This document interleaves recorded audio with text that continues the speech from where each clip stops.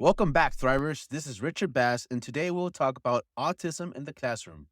Autism Spectrum Disorder, ASD, presents unique challenges in the classroom environment.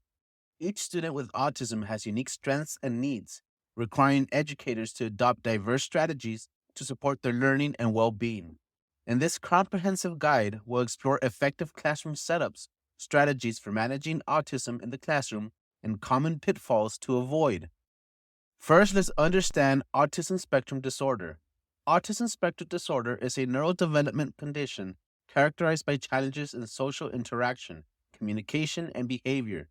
Individuals with autism may have difficulty understanding social cues, expressing themselves verbally, and managing sensory stimuli. It's important for educators to recognize the diverse needs of students with autism and provide appropriate support to foster their academic and social success. Now let's talk about effective classroom setups. First, we have structured environment. Establishing a structured classroom environment can help students with autism feel secure and engaged. Clearly defined routines, visual schedules, and consistent expectations provide predictability, reducing anxiety and promoting learning. Second, we have visual supports. Visual aids such as picture schedules, visual timetables, and cue cards can enhance communication and comprehension for students with autism. Visual supports help clarify expectations, facilitate transitions, and reinforce academic concepts. Third, we have sensory friendly spaces. Sensory sensitivities are common among individuals with autism. Designating sensory friendly areas in the classroom equipped with noise canceling headphones, fidget tools, and soft lighting allows students to regulate sensory input and maintain focus. Fourth, we have flexible seating options. Offering flexible seating arrangement accommodates the diverse sensory needs and preferences of students with autism. Options such as standing desks, stability balls, and cushion chairs promote comfort and engagement during learning activities. For the fifth setup, we have quiet zones. Designating quiet zones within the classroom provides students with autism a refuge from overstimulating environments. Quiet zones allow individuals to decompress, recharge, and regulate sensory input as needed. Next, we have collaborative workspaces. Encouraging collaboration and peer interactions fosters social skills development and inclusive learning environments. Group workstations equipped with clear guidelines promote teamwork, communication, and mutual respect among classmates. And finally, we have individualized support stations. Creating individualized support stations tailored to the unique needs of students with autism promotes independence and self regulation. Personalized toolkits contain sensory tools, visual supports, and comfort items empower students to manage challenges effectively. Now let's go over some strategies for managing autism in the classroom. First, we have establish clear expectations. Communicate expectations clearly using visual cues, verbal instructions, and modeling. Break down tasks into manageable steps and provide frequent opportunities for reinforcement and feedback.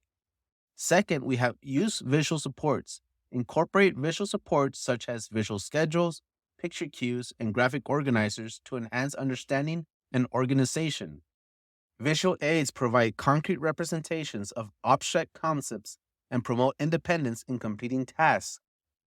For the third strategy, we have provide predictability. Maintain consistent routines and transitions to minimize anxiety and uncertainty. Preview upcoming changes and prepare students for transitions using visual schedules, timers, and verbal reminders. Fourth strategy is to offer choice and autonomy. Empower students with autism by offering choices and opportunities for self advocacy. Encourage students to express preferences, make decisions, and participate in goal setting to foster independence and motivation. Next, we have promote positive reinforcement. Reinforce positive behavior using a variety of strategies such as verbal praise, tokens, and reward systems. Acknowledge effort, progress, and achievements to build self esteem and intrinsic motivation. Next, you will implement sensory breaks. Recognize signs of sensory overload or dysregulation and provide opportunities for sensory breaks as needed. Allow students to engage in calming activities such as deep breathing exercise, sensory play, or movement breaks to regulate arousal levels. And finally, we have foster peer relationships. Facilitate peer interactions and social skill development through structured activities, cooperating learning tasks, and inclusive play opportunities, encourage empathy, perspective taking, and positive peer relationships to promote social inclusion and acceptance. Now I'm going to go over some common pitfalls to avoid. Overstimulating environments, cluttered classrooms, excessive noise, and bright lighting can overwhelm students with autism and hinder concentration. Create calm, organized spaces, conducive to learning and sensory regulation. Next, we have lack of individualized support. Failure to address the individual needs and preferences of students with autism can lead to frustration and disengagement. Implement personalized strategies and accommodations based on student assessments, input, and collaboration with support professionals. Next pitfall is inflexible instructional approaches. One size fits all teaching methods may not effectively meet the diverse learning styles and abilities of students with autism. Adapt instruction to accommodate varied sensory, communication, and learning profiles, fostering accessibility and engagement for all learners. Next is if you ignore behavioral signs. Disregarding behavioral signals and emotional cues from students with autism can escalate stress and anxiety. Develop proactive strategies to address triggers, de escalate challenging situations, and support emotional regulation and self expression. And finally, we have limited collaboration and communication. Ineffective communication and collaboration among educators, support staff, and families can impede student progress and well being. Foster open dialogue, collaboration, and information sharing to develop comprehensive support plans and promote continuity of care across settings.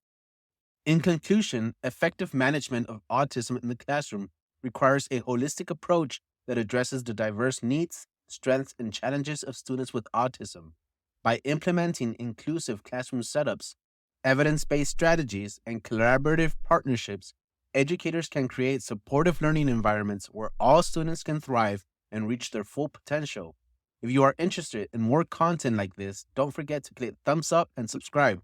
Thank you and see you next time.